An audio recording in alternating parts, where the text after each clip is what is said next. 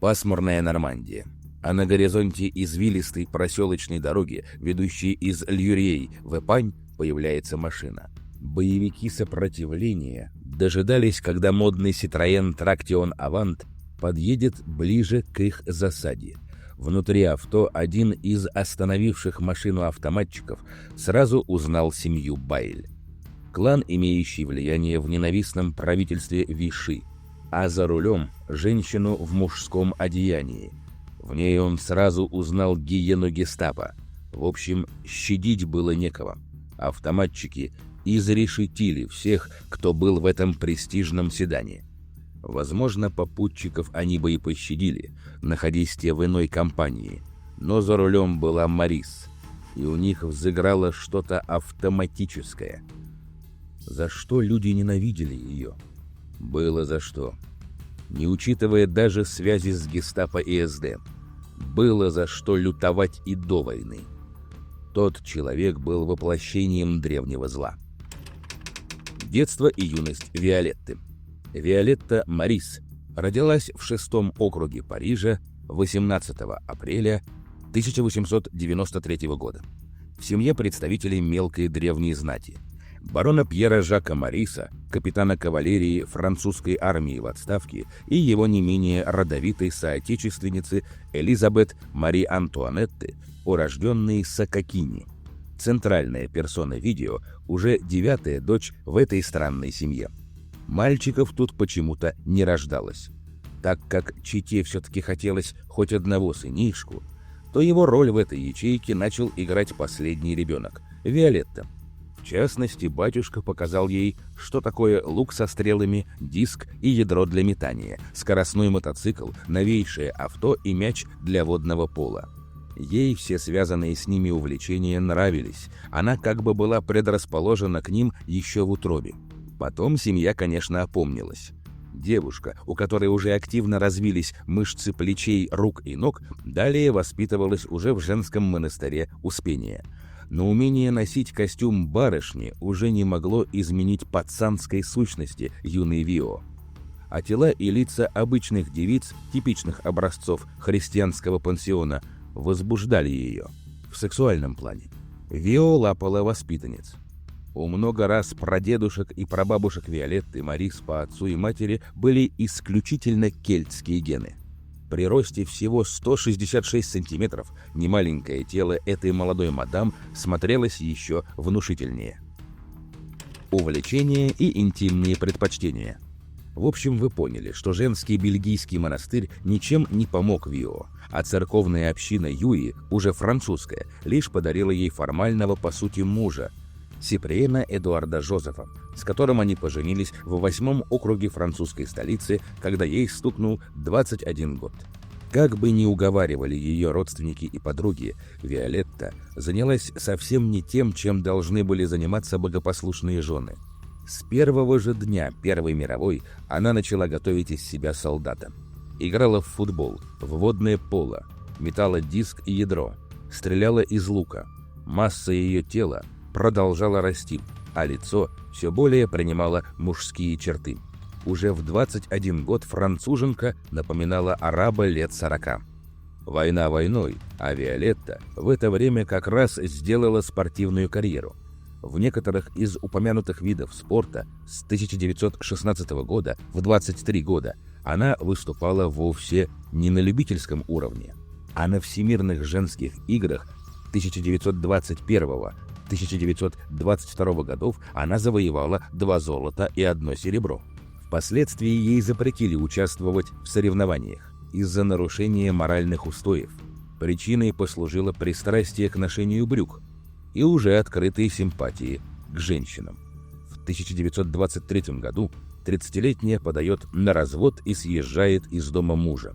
Стриглась исключительно под мужика, что только усиливало ее образ. Она стала первой француженкой, соревновавшейся в метании ядра, диска и стрельбе из лука. С 1917 по 1919 год играла в футбол за Femina Sports, а с 1920 по 1926 год за Olympique de Paris. Участвовала в играх национальной женской сборной. Также играла за сборную Франции по водному поло и неоднократно побеждала мужчин в боксе, став чемпионкой Италии в 1923 году. Помимо этого, фанатела от тенниса, верховой езды, подводного плавания, тяжелой атлетики, греко-римской борьбы, вело-, авиа- и автоспорта. А в итоге ее возненавидели не только церковь, барышни, мужики, спортивные конкуренты, но и полицейские, так как часть заработка ее была полукриминальной.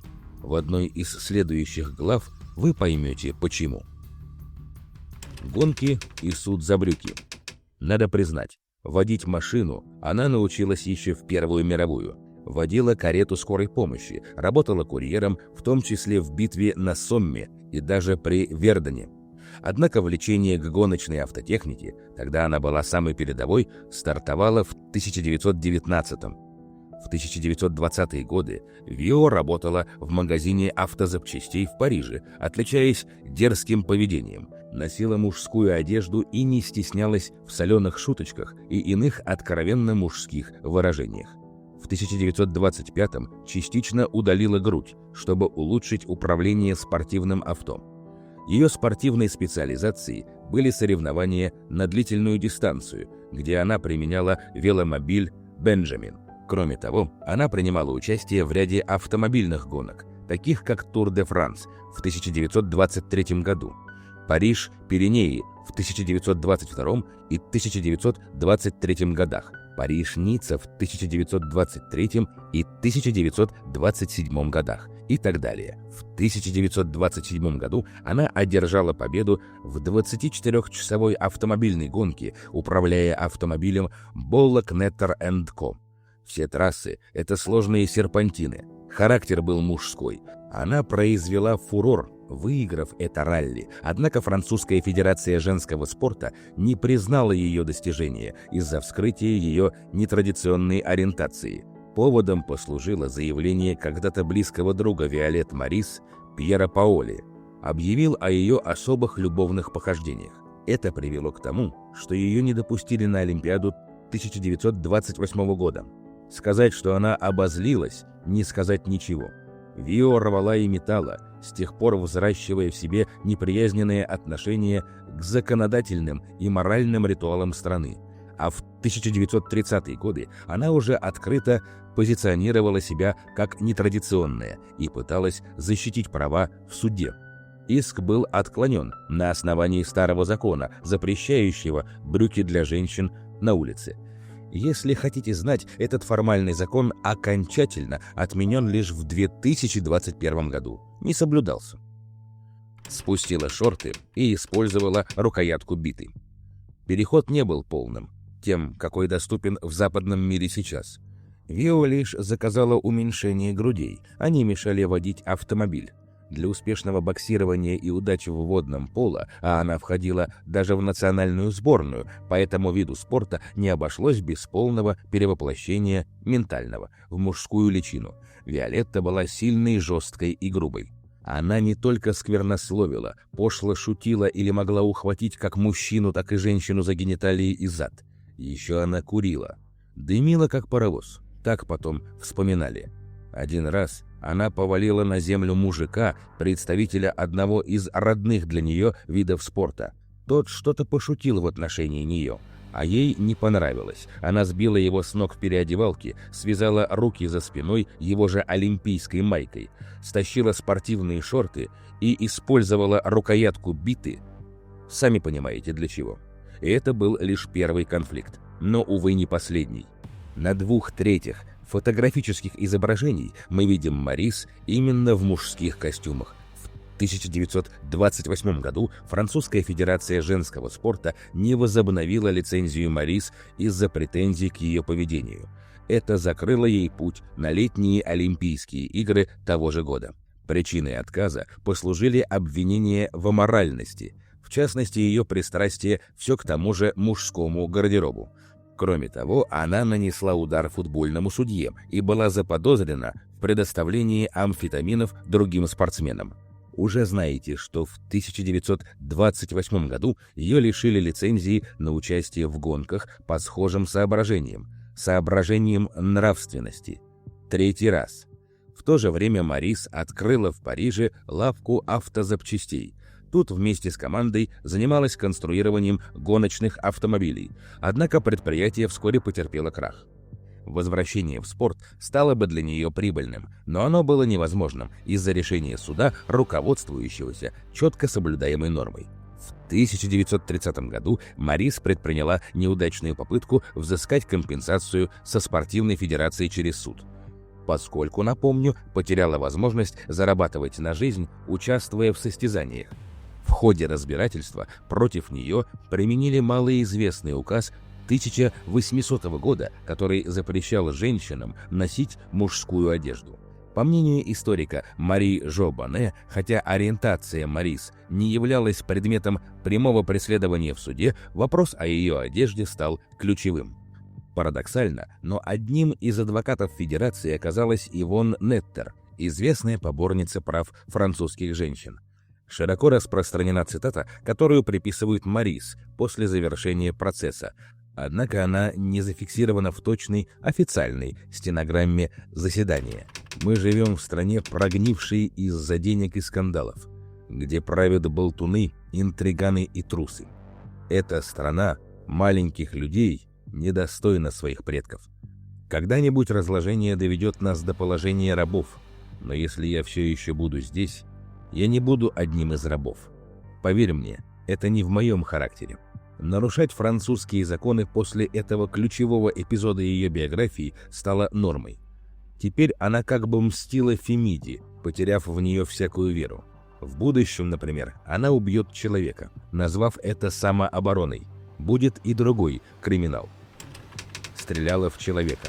В январе 1933 года Марис и ее партнерша Ивон де Брей обосновались на плавучем доме, пришвартованном на реке Сене, а именно у самого моста Нейи. Это к северу-западу от Парижа, точка недалеко от Булонского леса. Жила лишь на доходы с наследством. Марис увлеклась вокалом, добилась определенных успехов, получив даже шанс выступать на радио. Накануне Рождества 1937 года, во время ужина с друзьями Робером и Симоной де Тробриан в ресторане в Нейи, они познакомились с пьяным и агрессивным Жозефом Лекамом. И вдруг этот безработный вступил в словесную перепалку с той самой Симоной де Тробриан. Марис удалось успокоить Лекама. Однако на следующий вечер после попойки на Монмартре Лекам явился к плавучему дому Виолет Марис, Ивон де Брей и Симоне де Тробриан. Здесь у него возник новый конфликт, уже с самой хозяйкой дебаркадера, то есть с Виолет Марис. Лекам тогда ушел, но вскоре вернулся, потому что увидел Симону де Тробриан.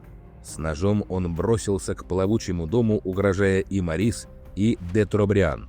После нескольких попыток оттолкнуть Лекама, Марис достала револьвер калибра 7,65 мм и произвела 4 выстрела. Сначала 2 в воздух, а затем 2 в Лекама. Увы, Лекам скончался в больнице. Ясно, что Марис арестована, обвинена в убийстве и помещена в тюрьму, но на 4 дня. В марте 1938 года суд присяжных оправдал Марис, признав ее действия самообороной. Уже гиена гестапо. В период Второй мировой войны Франция вступила в конфликт с Германией, но после поражения во французской кампании понесла огромные потери в живой силе. Это подорвало ее способность к сопротивлению. В обществе воцарился хаос. Наблюдались массовые перемещения граждан на юг, в регионы, еще не занятые немецкими войсками. Туда же эвакуировалось и правительство. 10 июля 1940 года в городе Виши Национальное собрание Франции, состоявшее из Палаты депутатов и Сената, рассмотрело предложение о пересмотре конституционных законов Третьей Республики от 1875 года. Целью было предоставление неограниченных полномочий маршалу Филиппу Петену, главе Совета министров. Назначение Петена главой французского государства с диктаторскими полномочиями ознаменовало конец Третьей Республики. Это решение было признано многими государствами, а что им оставалось? Не получать же нового врага. По условиям Франция была разделена на две зоны. Северная часть была оккупирована немецкими войсками, и французское правительство признало это. Южная часть страны, примерно 40% территории, оставалась формально свободной от оккупации и управлялась французскими законами. Придя к власти, Петен начал проводить политику в русле интересов арийской Германии. В свою очередь, гитлеровцы не стали размещать администрацию в южной половине. Вроде как свобода. А поэтому наличие таких персонажей, как главная героиня моего рассказа, тут мало кем осуждалось, разве что членами сопротивления.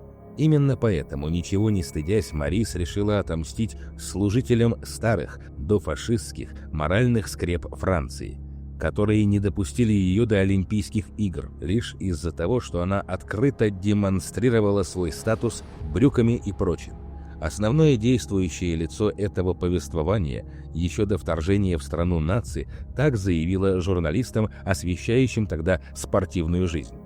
Это страна мелких людишек. Ну а про рабов вы уже знаете из цитаты, приведенной еще ранее. Тут больше и объяснять нечего, позиция, оправдывающая ее вербовку, тут налицо.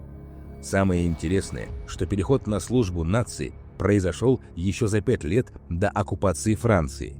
В свою очередь, хитрые национал-социалистские кураторы сочувственно относились к мужской ипостаси Марис, приводили в пример много нетрадиционных в среде штурмовиков СА. Правда, забыли указать, что их всех расстреляли в ночь длинных ножей в 1934 году, а концепция арийской женщины – роженица. В конце 1935 года Марис начала сотрудничество с немецкой разведкой СД. Она предоставила информацию о французских оборонительных сооружениях, известных как линия Мажино, а также технические схемы танка Сомо С-35. Вклад Марис в пользу Германии был высоко оценен. По личному распоряжению Адольфа Гитлера она была приглашена в Берлин в качестве специального гостя на летние Олимпийские игры 1936 года, то есть добилась того, чего ждала. В 1940 году полученные от Виолет Марис сведения были применены немецкими войсками при захвате Парижа. Во время оккупации она взаимодействовала с руководителем информационного отдела СС с Гельмутом Кноханом. Главной целью Марис был поиск агентов и срыв деятельности британской контрразведки. Вместе с начальником французского гестапо Генри Лафонтом она принимала участие в допросах и пытках задержанных участниц сопротивления. Также Марис не гнушалась сотрудничества с гестапо в плане выдачи разных людей. Параллельно активно поддерживала связь с преступным миром. Она получала значительные доходы от валютных махинаций на нелегальном рынке. На своей барже, стоявшей у причала Сены, она устраивала роскошные вечеринки, а ее связи с арийскими небожителями были ей отличным щитом от представителей французского закона, который та поимела в хвост и в подпольной среде заслужила печальную известность под именем Гиена Гестапо и за преступление и измену была заочно приговорена сопротивлением к высшей мере наказания. Без публичного суда казнь. Смертный приговор был осуществлен 26 апреля 1944 года. Автомобиль марки Citroën 15CV, управляемый приговоренный, был остановлен отрядом патриотов на проселочной дороге посреди заповедника Брен. Как вы знаете из введения к рассказу, Виолет Марис и 5 ее попутчиков были расстреляны в упор. Гиену изрешетили аж несколькими очередями, так что на ней вообще не осталось живого места. Родственники Виолетты не стали заявлять права на ее тело, переставшее дышать на дороге, петляющей посреди живописных прудов. Зачем оно им? Вио погребена в безымянной общей могиле. Кто-то знает, в какой именно, а большинство даже не догадываются. Но забвение тела не есть забвение самого человека. Марис удостоилась упоминаний и даже одной книги.